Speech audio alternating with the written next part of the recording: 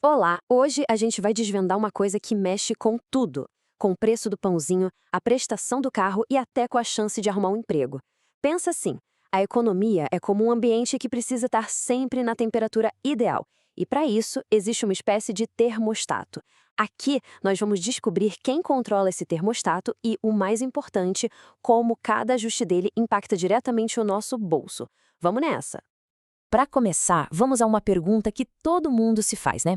Por que os preços das coisas no supermercado vivem subindo e descendo? Ou por que, de repente, parece que ficou mais fácil conseguir um empréstimo no banco?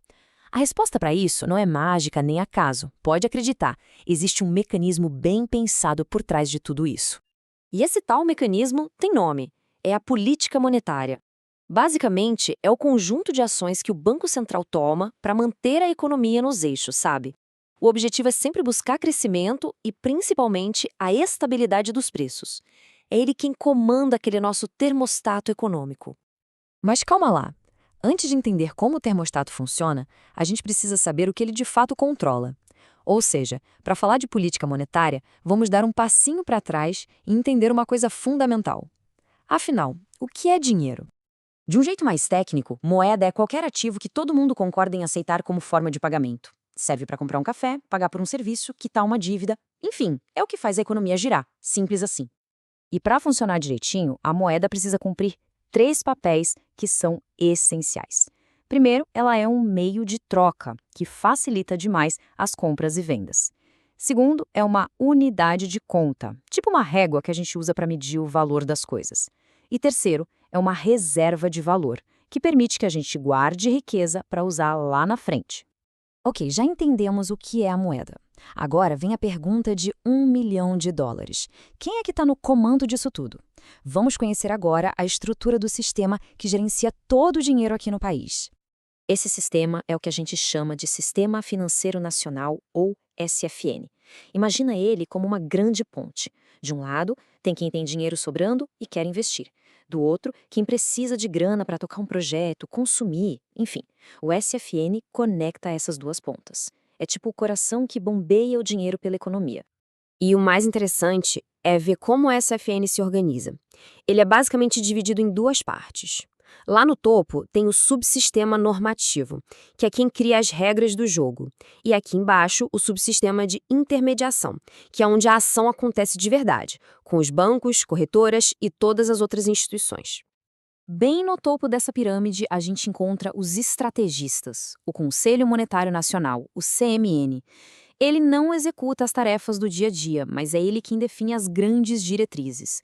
É o CMN, por exemplo, que estabelece qual vai ser a meta de inflação que o país precisa perseguir. Certo. E quem é que põe a mão na massa para fazer essa meta virar realidade? Bom, esse é o trabalho do principal executor, o Banco Central do Brasil, o famoso Bacen. A grande missão dele é justamente essa: garantir o poder de compra da nossa moeda. Em outras palavras, combater a inflação usando as ferramentas que a gente vai ver agora. Chegamos então ao painel de controle. Vamos dar uma olhada agora em quais são as ferramentas, os botões que o Banco Central aperta para aquecer ou para esfriar a economia, ajustando aquele termostato que a gente falou lá no comecinho. Basicamente, existem duas direções que o Bacen pode tomar. Quando a economia está meio fria, devagar, ele usa uma política expansionista, baixos juros, para injetar mais dinheiro e dar uma animada na atividade.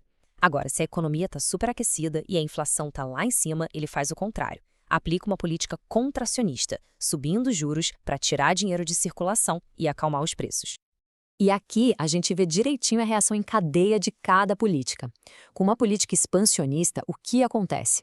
Juros caem, mais dinheiro circula, o que leva a mais consumo e investimento. Mas, atenção, isso também pode pressionar a inflação para cima. Já a política contracionista faz exatamente o oposto. É um equilíbrio bem delicado, viu? E para fazer isso tudo acontecer, o Banco Central usa três instrumentos principais. O primeiro é o recolhimento compulsório, que é uma parte da grana que os bancos são obrigados a deixar parada lá no Bacen. Depois tem o Open Market, que é a compra e venda de títulos públicos. E por fim, o redesconto, que são empréstimos que o Bacen faz para os bancos. Cada um deles mexe na quantidade de dinheiro disponível na economia. Olha, tudo isso pode parecer super técnico, mas a verdade é que cada uma dessas decisões tem um impacto direto na vida de todo mundo. Vamos ver como essa conexão acontece na prática, no dia a dia. Esse fluxo aqui é perfeito para a gente entender. Imagina, o Banco Central baixa os juros. Com isso, fica mais barato para pessoas e empresas pegarem empréstimos. Com mais dinheiro na mão, o consumo aumenta. Mais consumo significa mais demanda por produtos, o que leva as fábricas a produzirem mais e, no fim da linha, a gerarem mais empregos. É um ciclo que se alimenta. De todas essas ferramentas, a que a gente mais ouve falar no jornal, com certeza, é a taxa Selic. Ela é a taxa de juros básica da nossa economia. Funciona como um farol para todas as outras taxas, desde o financiamento de um imóvel até o rendimento daquela graninha na poupança. Olha só este gráfico. É a verdadeira montanha-russa da Selic durante um período. Cada subida que a gente vê aí representa o Banco Central tentando esfriar a economia para segurar a inflação. E cada descida é uma tentativa de aquecer, de estimular o crescimento. Aquela queda forte ali em 2009, por exemplo, foi uma resposta direta à crise financeira global da época.